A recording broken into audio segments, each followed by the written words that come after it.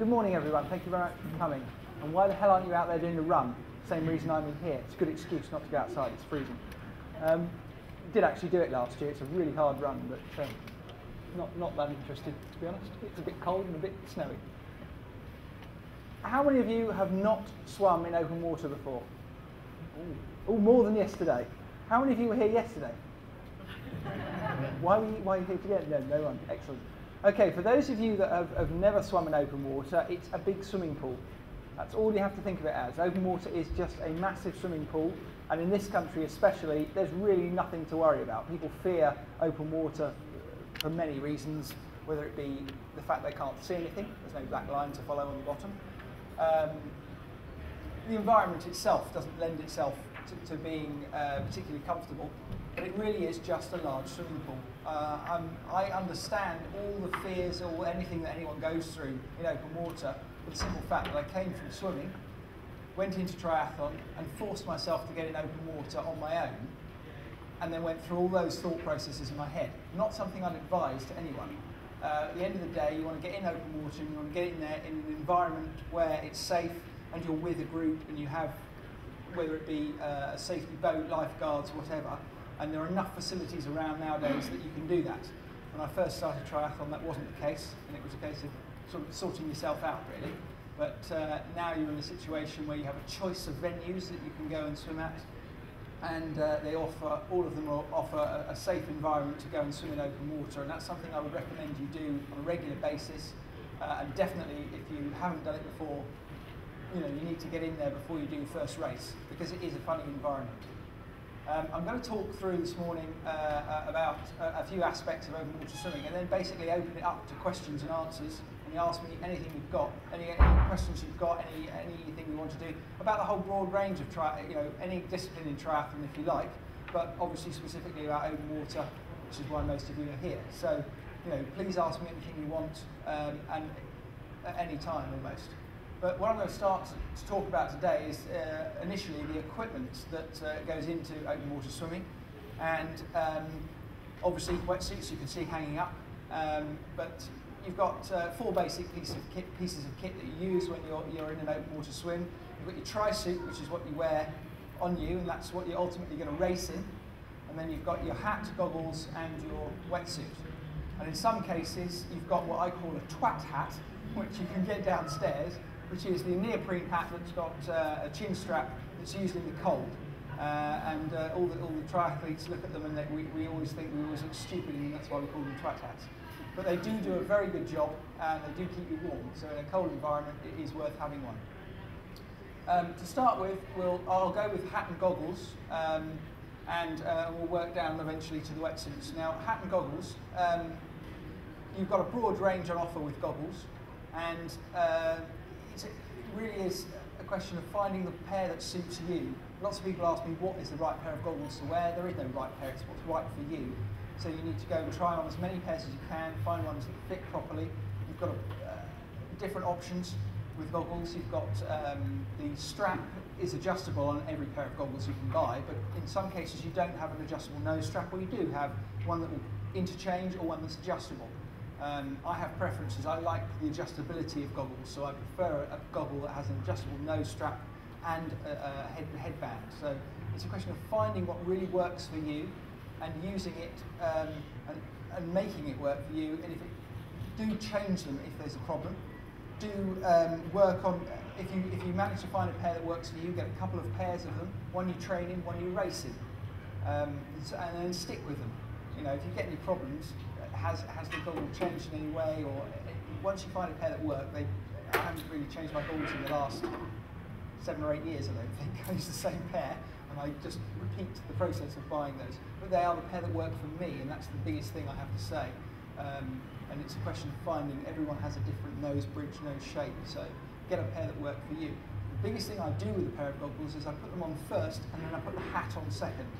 Now, whether that be the twat hat or the actual race I'm using in a race, I will put that on second, and that holds the strap in place and allows that goggle to sit on your head and stay on your head regardless of what happens, whether you get hit, bashed, or whatever happens in the swim, which is all possible and likely in an open water swim. it seems to hold them in place. Even to the point that if your goggles do get flicked off your face, which happened to me in South Africa last year, they flicked up, but all they did is turn up, and because I had the strap underneath the hat, I was able to flick them back down and carry on in the race with no problems. Now, if for the women in the audience, if you've got long hair, and I say put the goggles on first, then put the hat on second, that sometimes is a problem if you've got long hair. You have to wear 2 hats. And I got this tip off Emma, who sat in the crowd today, my girlfriend. And she said to me, you want to put your hat on, you want to put a hat on, put your goggles on, and if you've got long hair, you'll tend to form a bun in the back of your head. Does any of the women with long hair understanding what I'm saying? So you've got this large bun in the back of your head, you put the goggle straps over that, and then put the second hat on top, and that will secure the goggles in place, which is what the men with short hair don't have to worry about. You just put the goggles on, then the hat, and that seems to work for the women. So that the 2-cap rule is something to think about if you've got long hair. But all of that seems to work for goggles and keep them secure. Lots of talk yesterday about anti-fog. We had various instances of what to use and what to do. I just spit in my goggles and rinsed them once. But one thing that came out of yesterday's talk, somebody told me that if you use potato juice, apparently it seems to defog your goggles, but you can buy downstairs a number of sprays that seem to work on your goggles. All of it is creating a film on the goggle that stops you from fogging up. Now, goggles come with anti-fog, and that tends to work for a few swims, but after a while that will disappear. So I'm an advocate of spitting in them, but that doesn't actually work in a humid environment. So if you're an Ironman and racing in Hawaii, for example, then you need to consider some kind of anti-fog, and potato juice might be something you want to go for, but I've never tried it, but it was interesting that someone said that. Moving on to the wetsuits now. With regard to wetsuits, you want to really make sure fit is the most important thing. So it's not, there's hundreds of different brands out there, that's why I brought 3 up today. You've got different choices. Some of them are custom made, and they're supposedly made to fit you. Some off-the-peg wetsuits as well. They've all got different gizmos in them to make you go faster. But ultimately, the thing that will make you go fastest is if the wetsuit fits you best. So if you can try before you buy, do so. If you can find a facility that will allow you to put a wetsuit on, get in there, try different sizes, come out of the lake, get into the lake, and try on different sizes, or even I think perhaps down here you can even get in the endless pool downstairs with a wetsuit on to understand whether it fits you and feels right. With regards to wetsuit fit, what I always say is use a wetsuit. A little bit of water goes inside it. You get that thin layer of water, but what you don't want is water exchange. So if you find you get into a wetsuit and you're swimming and you're trying it out, and you can feel excess water coming into the suit, pooling in areas under the armpit or down here, base of the back is another area that you can sometimes get loads of water. If that's happening, then that wetsuit doesn't fit you, and you need to try a different size, a size down, or you need to make sure that the neckline is done up properly. There are key areas on wetsuits that need to be looked after. Another area, water can get up the wrists, so if that's the case, maybe you need to size down. So I always advise trying before you buy with a wetsuit, and if you find that if it's not working for you, then you might have to go to a different make of wetsuit. So I'm pretty confident now that you can try most of the big brands of wetsuit in an open water environment before you buy them. And if anyone can tell me that that's not the case, I'm pretty sure now I can work out that every lake you can go to, you can try something out. So try and do that if you get the chance. Any questions? Let's go with anyone so far. Got any questions about what I've said? Yeah. This one, yeah. Does it make a difference in going for a really top quality wetsuit level, or does it? Have you tried a really basic suit and swim that one? Does it make a massive difference? The difference in price on wetsuits is something generally to do with the neoprene in the wetsuit. And what I've learned with wetsuits is buoyancy is the key. So if you can find a wetsuit that will put you higher in the water, 5 mil of neoprene makes you higher in the water compared to 2 mil of neoprene or 1 mil of neoprene, then you will, I'm confident to say you'll go faster as long as it fits you. So the biggest pretext is getting the fit right. After that, it's then how much buoyancy can you get from the suit.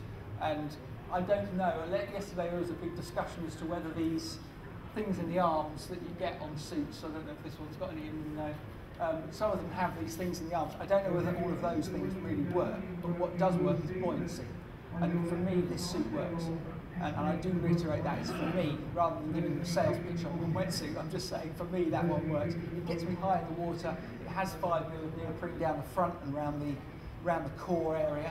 And I'm sure, I know that, I think is very similar. These snug ones tend to do that as well. And so if you can find a wetsuit that puts you high in the water, you're likely to go faster. Studies have shown that we're allowed as triathletes to wear 5 mil of neoprene in races. And I believe studies have been done on 10 millimetres of neoprene, so that's a really thick wetsuit, and they found that you went faster. Yeah. Yeah.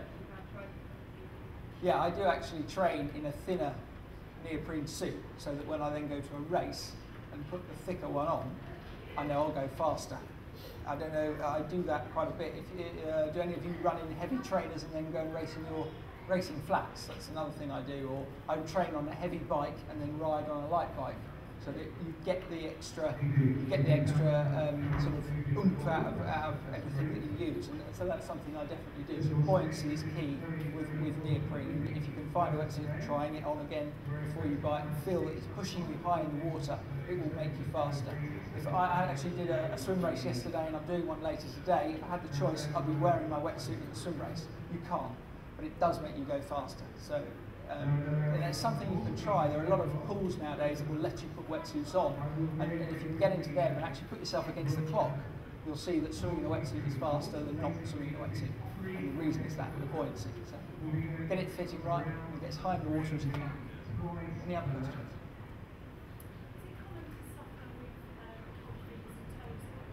Absolutely, yeah, definitely. From April, when I run a lake myself for open water swimming, and when I get in April, it is absolutely freezing. You've got no doubt about. The only thing you can do is cover them up. Get booties, which are available, get gloves, which are available, and in a race, I'm not sure you're actually allowed to wear gloves, but to be honest, in a race, you're unlikely to notice, because you're in there, you're nervous, you're in the thick of it, you're less likely to notice cold hands and feet. But in training, if you're in open water training, then yes, cold hands and feet, and even the twat hat as well, and everything you can get on doing. I've actually bought this over the winter. I went surfing in October, November, and bought booties and bought gloves that I will use come May for my training. There's not much else you can do about that. You can wear underneath your wetsuit if it's cold. You can wear a thicker tri-suit. Some of the tri-suits, they've even got these Ironman suits that they tend to wear for just the Ironman swims that aren't really wetsuits, but they're very thin neoprene. Those will keep you warm as well. So if you're going to get in the water in April, May, then it's probably worth layering up the neoprene almost. But yeah, I suffer from cold hands and feet too. Any other questions? Why do you have wetsuits rather than dry suits? They're faster to swim in. A dry suit. The question, I don't know if anyone heard that, was why do you have wetsuits rather than dry suits? Well, the dry suit creates a seal. I haven't actually worn a dry suit myself, but I do know that what I have worn is it was a scuba diving wetsuit for very deep scuba diving. So it was very thick, but it had almost a seal on the collar. And what you find is the dry suit is slower. It doesn't allow the freedom of movement, and the wetsuit just fills that 1 millimetre layer of water between you and the wetsuit. Your body heats that up, it keeps you warm. And then they're very flexible, and they're designed really for swimming. If you were to surf in any of these suits, because wetsuits come in different types, or there's sailing wetsuits and things like that, these suits would break down very quickly in those environments. For example, if you do surf, and I've done this on a triathlon wetsuit, the knees go very quickly and the chest goes very quickly where you're lying and you've got pressure points. They're designed to be swum in these, and not just like, you can, if you've got them as spares, use them for any activity you like. But ultimately, if you're just going to race in it, I'd save it for that, because they are designed to swim in, and the dry suit would be designed for its purpose, and it's much, much faster. It's very specific. Any other questions?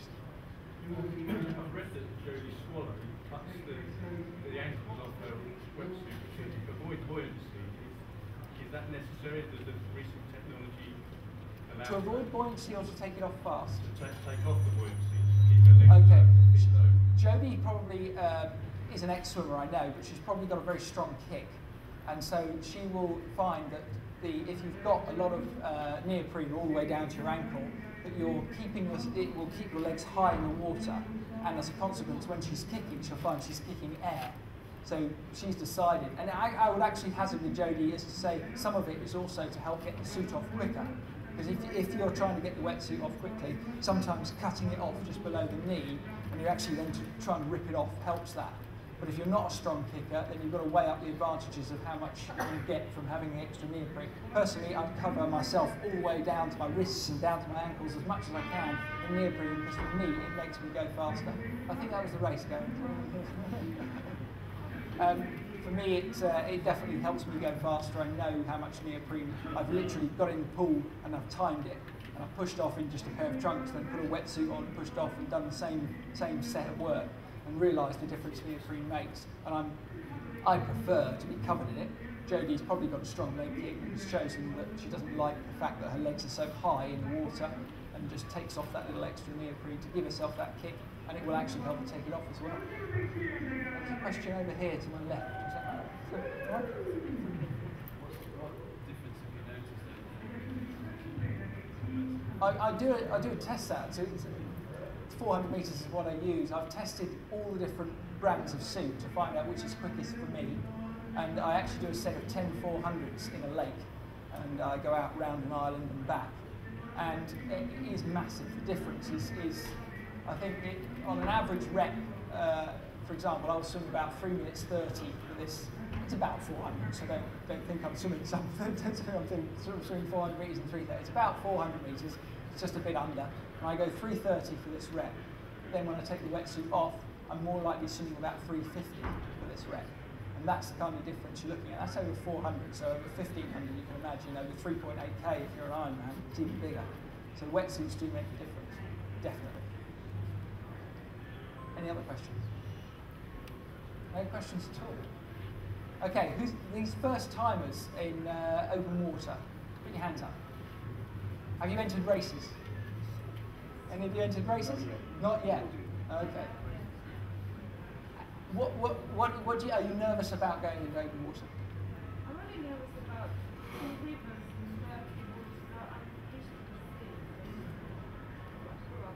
and Okay. but Very common. What we're hearing there is that getting into open water, lots of people fear because they can't see anything. It's the same for everyone, and there's nothing in there really to worry about.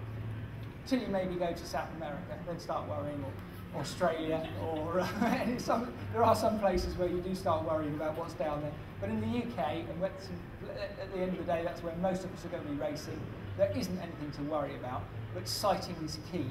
So if you do get into open water and you can't see anything, what you've got to do is sight regularly to swim in a straight line. And I've watched London Triathlon is a great place to do this. There's a bridge over the London Triathlon. There's a bridge over the top of the quayside where they swim. What do you call it? The dock. And you can actually stand behind the start, and when they say take your marks, go, you can watch the swimmers swim off. And it's amazing the number of different angles that everyone swims at when they're actually all trying to go in a straight line that way. You're seeing people going left, right, straight on, and then you just look at them and you think, what are they doing? These people haven't practiced. And sighting is so key. If you've got 1,500 metres to swim, you don't want to swim 1,600 or 1,700. You know, why make life hard for yourself? So if you do go off in open water, sighting regularly and thinking about those things, and any time you get nervous, you can count your breathing, in fact. You can count 1 as you breathe out, 2 as you breathe in. So if you're breathing 1, 1, 2, 1, 2, all these little things are tricking your mind to think about other things rather than worrying about what's in the lake. And that really works. how do you breathe and the question was how often do I breathe and how often do I sight? Breathing every 2 strokes is something I'd advocate in open water. A lot of swim teachers will advocate breathing every 3 strokes in a pool, and they're right to do that. It keeps a nice balanced stroke. If you breathe to both sides, it keeps a nice balanced stroke. But when you get in open water, in 95% of cases, you want to be breathing every 2 strokes. You need the air, you need the oxygen. You're wearing a wetsuit, you're in an alien environment, you can't see the bottom. You're going to potentially hyperventilate slightly. And so if you do that, you want the air. So breathe every 2 strokes is what I'd advise, if that fits in with your stroke, in 95% of cases it seems to, and get that air in. And then sighting-wise, at the start of the season, when I get in April, I'm absolutely rubbish at swimming in a straight line. So I sight as often as I can, almost every 4 strokes I'm lifting my head up. And I make it part of the stroke. With regards to sighting, you really want to make it as part of your stroke, and you want to get some tuition on that if it's not working for you. Most people, it does come naturally, but if it's not coming naturally, find a coach, get someone to look at you in open water and see how you can adapt it into your stroke technique. Because it shouldn't interrupt what you're doing, sighting. It should just be natural. You lift your head within the stroke, see where you're going, and put your head down and breathe. All at the same. It should all be just one natural rhythm. I can't really show you here, but it should all become one movement. And as the season progresses, I'm able to, I don't know, you sort of, if you like, use the Force for anyone who's Star Wars fan. After a while, you start to learn your environment and you're able to sight less. But I still sight pretty regularly, maybe every 6 or 8 strokes.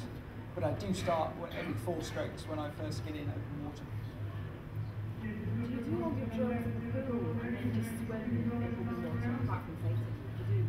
No, when I get in open water, I still do a proper session. So I might do drills. I do a few, even when I'm swimming in a pool, I do a limited number of drills. It's more about sets of work. So in order to improve, every time I'm swimming, I'm always trying to concentrate on my stroke technique. But I operate a similar system that I do in the pool in a lake. If I get in a lake, and this, thanks for bringing that question up actually, because so many people get in the lake and all they do is swim a big lap and get out. And they think, oh, wonderful. That's not what you should do. You should get in there and do a proper swim session. You know, if you've got buoys, which at my lake we put in buoys, and I think more and more every lake does this now. You've got buoys in, you've got a lap. You can swim from one buoy to another. You have a watch on. You take your time. And you can do reps between buoys. And if you can work like a pool, it's just a bigger length. For example, if you've got a lap or a stroke between buoys of 500 metres, then you can do 500 metre reps. I try to offer, I think we go from 200 reps to 400 reps to 750 reps to 1500 reps. You've got a choice of what distance you want to do, depending on whether you're an Ironman, a short distance athlete, or you're just getting into the sport. But I actually spend a lot of time on the 200 metre reps in my lake, doing a little triangle, but I do multiple reps of it, 8, 10, 15 reps of those against the clock, making sure I'm keeping the average split nice and fast. And we sometimes do descending sets where you might get in and you'll start steady, nice and slow, and build up, get faster and faster and faster and faster. Or sometimes we'll work in a group where you've got different standards of athletes together, and in order to try and make sure you're all even, some athletes might have flippers and hand paddles on, whereas I might wrap a towel around my legs or something to slow me down. And then, so that's almost a drill, if you like. And what do we call it? Not the Taliban, the Towley band. So we put a band around our legs, stick a towel through it, and we call it the Towley band, rather than the Taliban. So use the lake as a pool, and that's the way you get the best out of open water.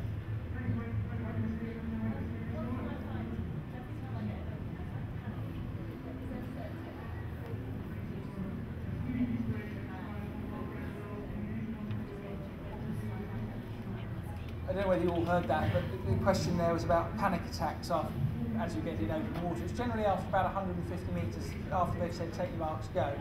Well, the funny thing that happens, whenever someone says take your marks, go, everyone goes really quickly. Take your marks, go. We're all off. They've probably just done it in the run as well. And the problem with open water is it's a very alien environment. And so you're dressed up in a potentially restricted, neoprene suit. It's cold. You're nervous. You've gone off too fast. All of these things tend to add up to this hyperventilation of about 150 metres. Well, when you warm up for an open water swim in your race, if you can get in the water first and before you're actually going to race, that will eliminate one of those things, the coldness of it. If you splash your face in the morning when you get out of bed, you'll find you go like that, which is what you would do if you got into open water. They said take your mark to go straight away. You're already a bit shocked. If you can warm up for 5-10 minutes, you can eliminate that factor. The other thing if you've got a wetsuit that fits you properly and you've trained in it regularly, you can eliminate the constriction factor.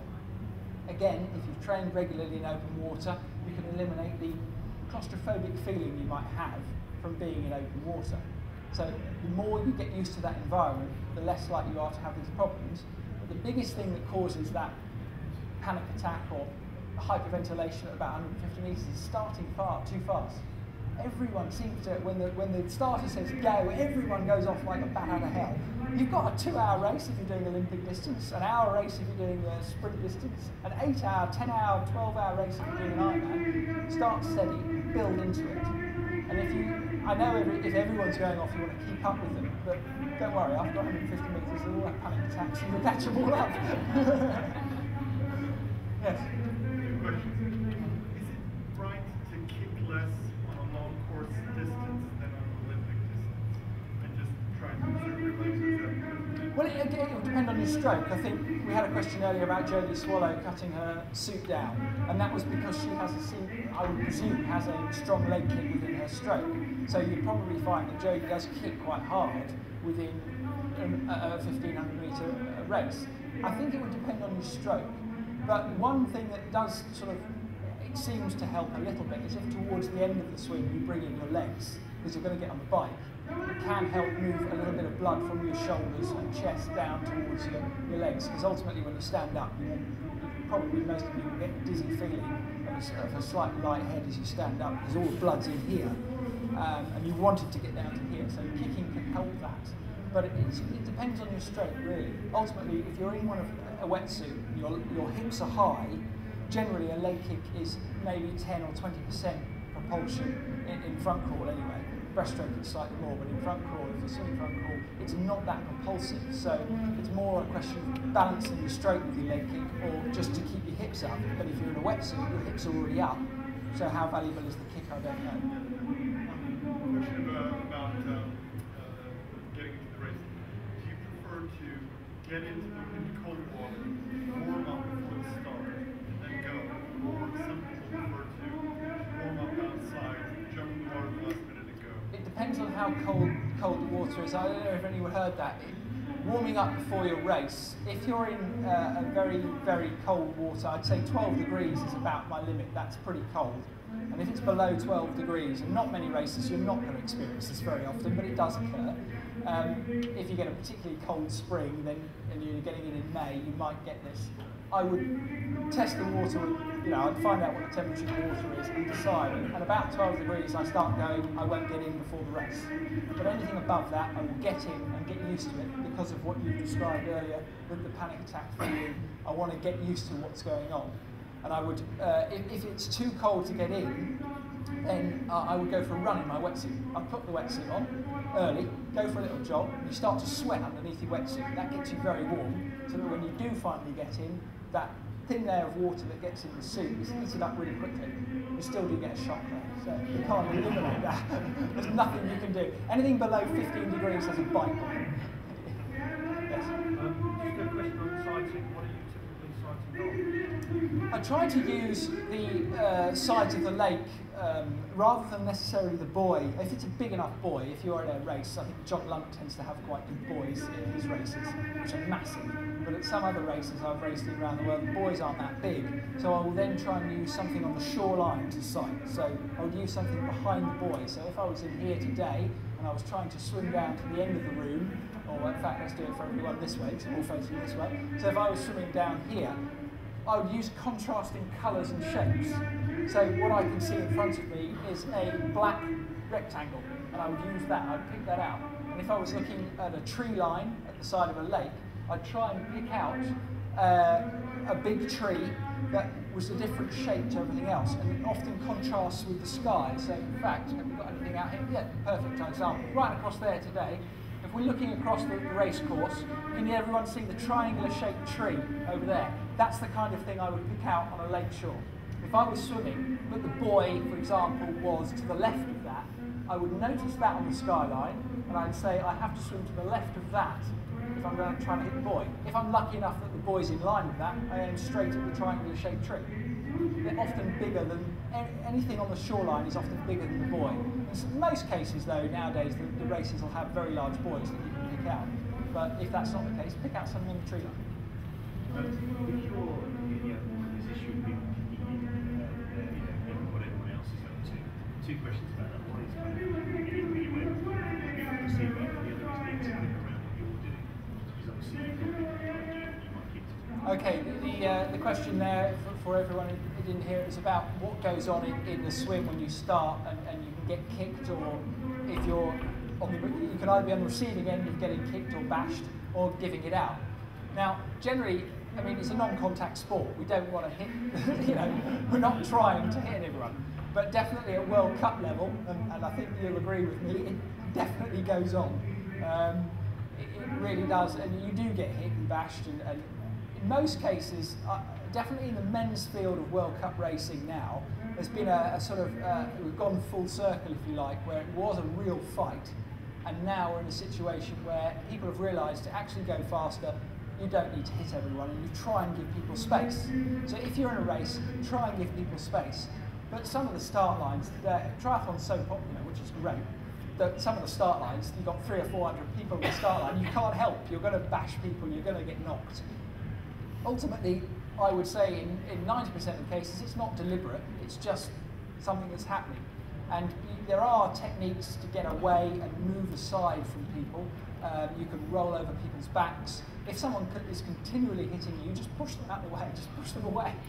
Put your hand on them. If it's really coming at you 5 or 6 strokes every time, bang, bang, bang, just push them out of the way and then carry on. You're well within your rights to do that. But ultimately, you don't want to interfere with someone because it's going to wreck your stroke and wreck what you're doing. And I really, I offer at my lake on a Saturday morning, we do mass starts to try and simulate this situation. And what I advise people to do is just get on with what you're doing, and you are going to get hit now and again. Don't worry about it too much. Carry on with what you're doing. If it becomes a situation where you might get a panic attack or something like that from it, then you want to concentrate on your breathing out 1, in 2, and it takes your mind off what's going on around you and can help you get into the rhythm of swimming. But don't try dishing it out, for example. It's not worth it. Somebody bigger and better, stronger than you is going to give you one back.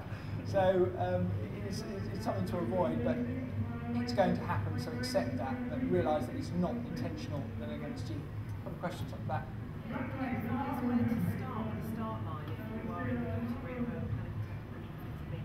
At the back and on the side. At the back of it, imagine this is a start line. We're all in the start line. We're all going that way. If you're a novice triathlete and it's your first race, start at the back. Why get in the mix of it? All you're trying to do on your first race is get round. It's the biggest thing I advise. Get out there and enjoy it. Have fun. Get round. If you're a confident swimmer, but you still want to avoid that, start at the edges. So if we're all going that way, you want to pick a side and start at an edge and then come in. Yes, exactly that. Because you've got room then. If there's no one to one side of you, you know that you've got space on that side that should you get hit. So if you've got space on this side, should you be hit from the left, you can just swim over to the right side and that opens up the environment for you. So pick that, but it depends. After you get a little bit more experience in triathlon, you then want to pick a space on the start line that gives you the shortest route. So it's a compromise, but definitely in your early few races, give yourself space. But when you get used to it, then maybe put yourself in the thick of it and mix it up. And obviously don't dish it out. But just try it. You will deal with it with practice. Question, Hunt? Tips for swimming against current. Because I found that winter last year, But the question is about current and swimming against the current. Now, Windsor is a very good example. It's one of the most technical swims I reckon you can do in this country. I think there's a couple of river swims now, but Windsor is particularly technical because you've got a meander on it, and if you've got a strong flow, it is something you have to learn to deal with. If you're swimming against a flow in a river, you want to get right on the edge, as close as you can to the bank. It tends to be the place with least flow. In the middle, there's most flow. So the unfortunate thing about Windsor is that you start almost on one side, and then you're going around the right-hand bend, and you're starting on the left. You have to go right across the river. If you can watch the footage, I don't know if it was on television, if you can ever watch an old footage of it, you'll see the elite athletes just swim straight over to the bank, and I was literally grabbing vegetation with my right hand as I'm swimming down the bank. That's how close I'm trying to get, because that's the difference it makes. And then when you turn around the buoy and you go with the flow, you try and move into the centre of the current. And Stuart Hayes actually is an athlete who really taught me this at Windsor. He was swimming, he divided himself out from the main pack and actually swam, this is a few years ago now, he swam into the middle of the river, and he said he was just coasting. He was just watching us every breath and not really trying very hard as he was swimming down the middle. And there was idiot me right at the side of the lake, giving it everything, trying to stay in the lead, and Stuart's just conserving his energy. Brilliant. So last year, in the last couple of years, I've tried to do that as well. I've come into the middle as I've come with the current and used the current to take me down, but when you're against it, hit the sides as far over as you can. Any more questions? Any specific exercises you do in the gym to help your stroke in the water? Specific exercises in the gym to help your stroke in the water. Yes, there are a number of things you can do. The big muscles used in swimming are your chest and your lats. And so hanging wide arm pull-ups is one exercise that really tends to work those. So if you are in the gym, and most people, if you've never done this, it's a very hard exercise to do, is to go on a pull-up bar. And actually in gyms now, I think they have assisted ones where you can actually get some help initially on the first time you do it. But after a while, you want to be able to do it without any assistance, where you grab the pull-up bar above your head, and if you can go to a wide-angle pull-up, you then start to pull yourself up, and it tends to use the lats, a little bit of the chest, deltoid, and they're the big muscles that you use in swimming. It's a very good exercise to get into. We've also got in the gym cable pull-downs, where you'll see in the gym these cable crossover type machines, and they'll have handles on them, or if they're not on them, they'll be down on the floor next to it because they've got too many different attachments, those machines. But if you can get the one that's triangular shape, that's almost like a handle, that then can be used to simulate a pull in swimming. So if you get on a cable crossover machine and you put on the pull, you can actually stand up and literally pull down as you would in swimming. But the important thing there, I don't know if anyone's noticing, is I'm trying to get what's called a high elbow position under the water. If I was to do a cable pull down, I'll show you from here, I'm pulling down in this position, which is how you want to pull under the water. If you pull down like that, which is the common thing, and the easiest way to pull down is to pull down like that. But that's not how you should swim, unfortunately. You should swim like this. So that's how I would then do a cable pull down on a machine. It's very difficult to explain that in this environment, but there are two exercises that really help. If you haven't got a gym, press-ups, another one. Your own body weight is something you need to be able to support, so press-ups is a very good exercise, and you can build to them. You can either do a full press-up, or you start with press-ups on your knees, and then work up to full press-up. But ultimately, you're dragging your body weight through the water. So if you can drag your body weight on a pull-up or press-up, then it's going to help. In a week, then how much gym work do you actually do in your week stream? I tend to do something every day with regards to gym work, and it started for me more out of a necessity to stop myself getting injured running. Out of the three disciplines, running is the one that's most likely to injure you. Swimming and biking, your body weight supported, you're less likely to have problems. Running is something that will really put pressure on your joints and your legs and your limbs, and you're likely to get injured. So as a necessity, I started having to do stretching and exercises, and then I built into that core exercises, swimming exercises, swim-specific exercises, some shoulder stability work, and things like that. And my physiotherapist was the one who initially got me doing lots of things, and I think a friend of my physio is in today, yes. A woman called Sabrina is my physio, and she really got me doing lots of different exercises. And then all I do is before I go running, I do a warm-up, and it is these exercises, and I create a habit that if I'm going for a run, I have to do these exercises. If I don't go for a run, I'm not going to do them. And it's got to that position, but I know I need to run every day, so I do the exercises every day. And it's just creating that habit. And the annoying thing is if I've got an hour run, my run is not an hour anymore, it's an hour and a half, because the extra half hour is spent doing balloon exercises. That's just the way it is. Any questions? Oh, last one. Okay. Have you got any advice for avoiding getting cramp in your instep?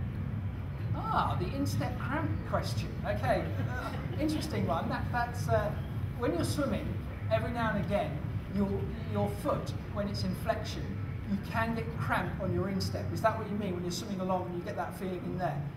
Now, any kind of cramp, and it's not just in the instep, some of that can be a hydration issue. So you want to make sure when you're training for swimming or for any discipline, to be honest, but for some reason it seems that one that you're talking about seems to come on in swimming.